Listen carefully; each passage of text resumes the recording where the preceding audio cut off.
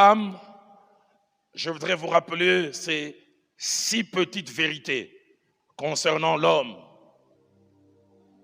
La première vérité, c'est que dans l'ordre que Dieu a établi, Dieu a fait de l'homme et l'a placé comme étant le chef dans les foyers.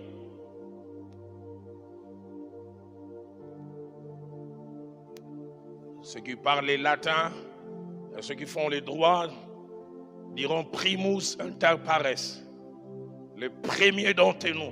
Nous tous, on peut être de la même corporation, mais on lui donne un ascendant. 1 Corinthiens chapitre 11, verset 3. Je veux que vous sachiez que Christ est le chef de tout homme et que l'homme est le chef de la femme. Éphésiens chapitre 5 au verset 23 les rappelle, car le mari est le chef de la femme.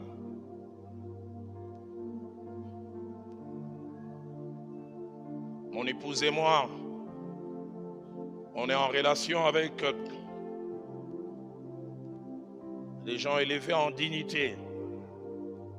Mais notre relation a changé. Quand nous les connaissions, je peux dire qu'ils étaient entre guillemets des personnes normales. Mais avec la fonction que les temps et les circonstances leur a donnée, ils représentent quelque chose dont un représente même une institution en lui-même. Et j'ai vu comment j'ai été obligé d'adapter mon langage, mon comportement. Pourquoi? À cause de ce qu'il représente. Et dans la pensée de Dieu, l'homme est le chef. Avoir cela en tête. Deuxième chose, dans les ordres donnés aux conjoints, les deux, l'homme et la femme, Dieu n'a pas demandé aux deux conjoints de faire la même chose, parce qu'il savait que le besoin chez l'un et chez l'autre sont différents. Chapitre 5, verset 22, puis verset 24 à 25. Aux hommes, il dira au verset 25, Marie, aimez vos femmes comme Christ a aimé l'Église. Et j'en ai parlé hier aux hommes, je peux même dire, j'ai martelé. J'ai insisté comment l'amour ne se limitait pas à I love you. J'ai montré que l'amour c'est aussi la patience vis-à-vis de l'autre. Ne pas toujours tenir rigueur. Mais ça c'est à l'homme, Dieu dit aime. Mais quand Dieu se retourne vers la femme, il dit femme, soyez soumises à vos maris. Et puis il ajoute comme au Seigneur. Et puis il va plus loin et dit, or de même que l'Église est soumise à Christ, les femmes aussi doivent l'être à leur mari. Et la Bible ajoute, toutes choses.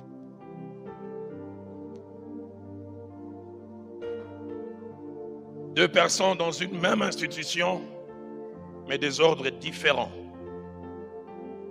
Troisième chose, attachée à la relation homme et femme, c'est que dans sa psychologie et dans son subconscient, pour l'homme, les regards des autres ou les regards du public comptent énormément. Je voudrais vraiment les rappeler. Dans sa psychologie et dans son subconscient, pour l'homme, les regards des autres, pour lui, comptent énormément. Il y a des choses qu'un homme peut supporter, accepter, que tu lui dises que tu es comme attitude dans votre intimité en chambre, mais qui ne supporterait pas en public. Parce que dans son subconscient, tel que Dieu l'a créé,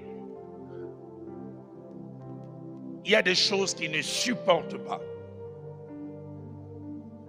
Dans un moment de frustration, de ras-le-bol, vous êtes en chambre, il te parle. Allez, je ne te permets pas de faire ça. Tu peux faire ah.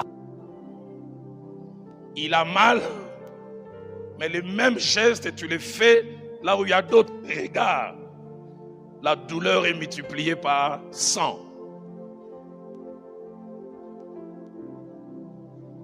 Et c'est comme ça que Dieu a créé l'homme. Aide-moi à dire à ton voisin, à ta voisine, si le lingala n'est pas son fort, traduit, c'est banga makambo, makambo et banga yo.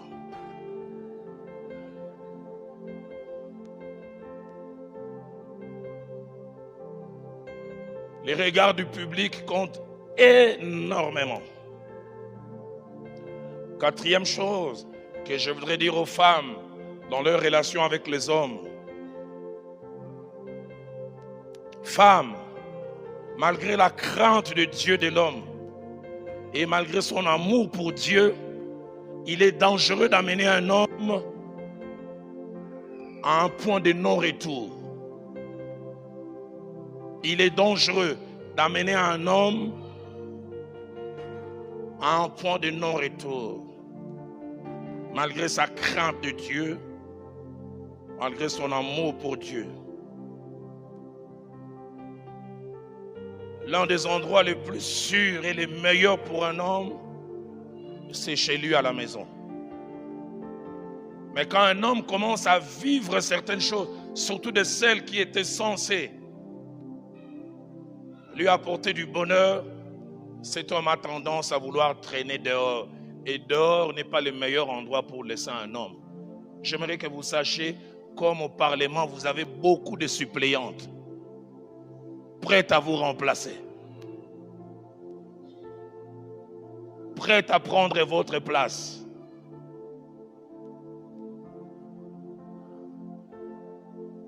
Certaines sont prêtes à aller féticher pour avoir vos maris.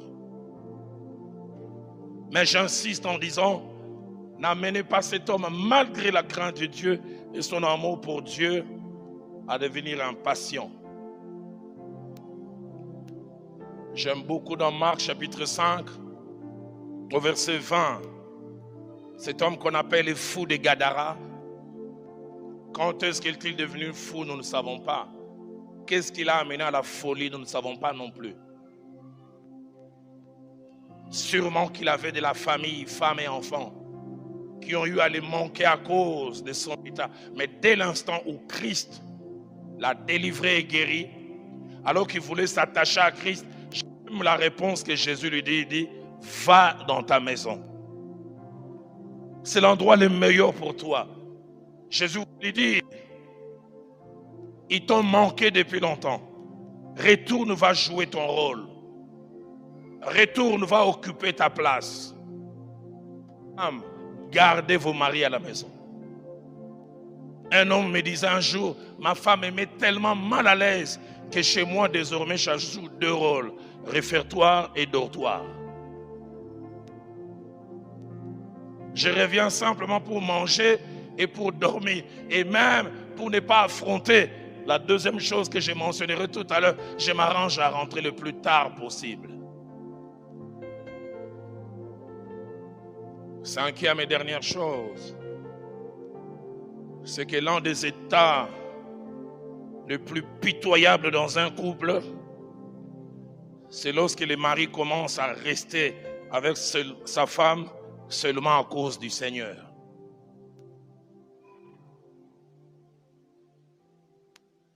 Ah, s'il n'y avait pas l'enfer, je deviendrais polygame vraiment.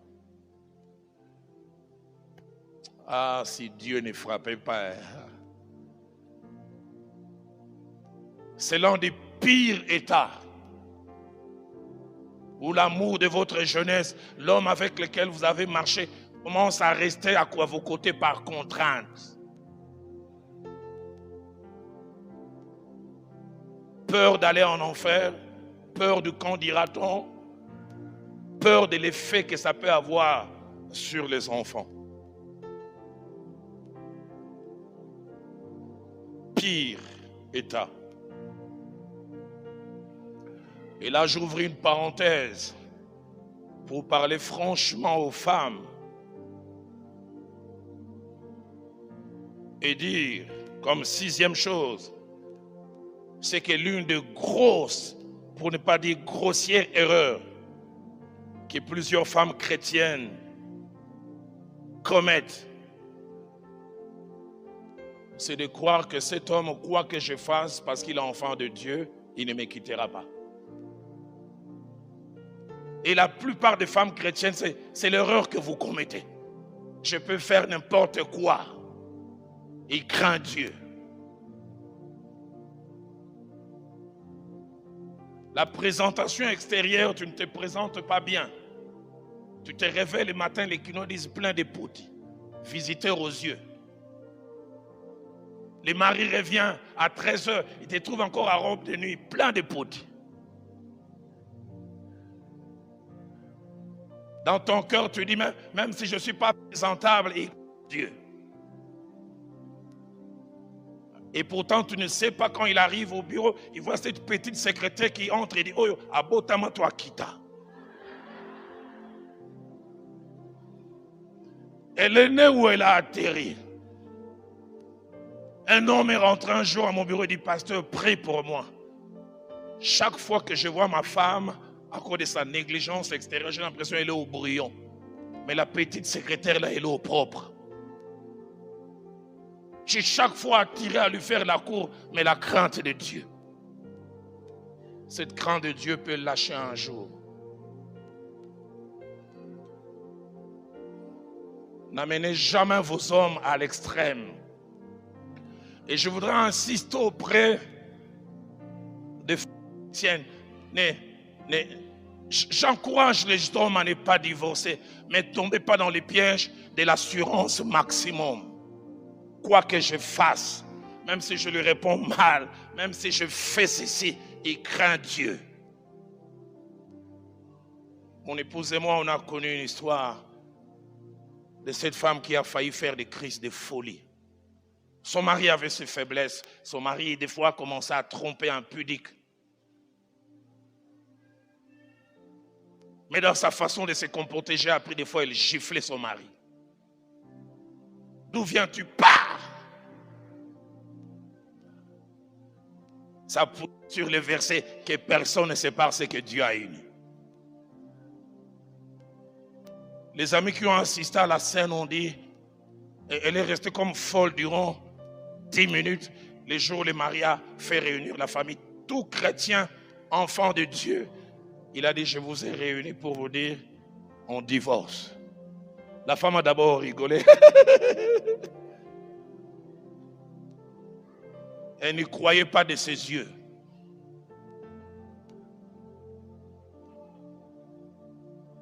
Les gens séparés, c'est après qu'elle a compris. Je me souviens, je suis allé un jour prêcher avec mon épouse quelque part. Je prêchais, cette femme est tombée. Ce n'était pas les démons. Tous les regrets. Aide-moi à te retourner vers ta voisine de gauche et de droite. Ne lui dis rien, dis seulement comme moi je dis. Hé.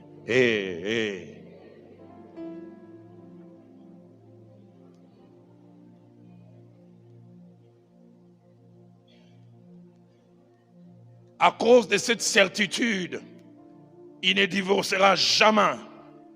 Certaines femmes se permettent tout, sont capables de toutes sortes de laisser aller. Mais la Bible dit, et c'est le livre des Proverbes, Ecclésiaste plutôt, qui en parle.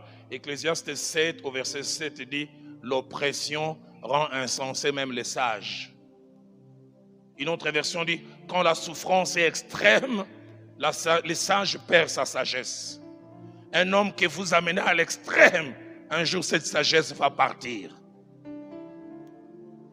Vous l'amènerez à prendre des décisions qu'il n'aurait pas dû prendre. Il dira en lingala, mais si je dois aller en enfer, que j'y aille. Mais elle et moi, c'est fini. C'est pour cela, retourne-toi encore vers ta voisine. Tu dis, cette fois-ci, ce n'est pas moi, c'est le pasteur.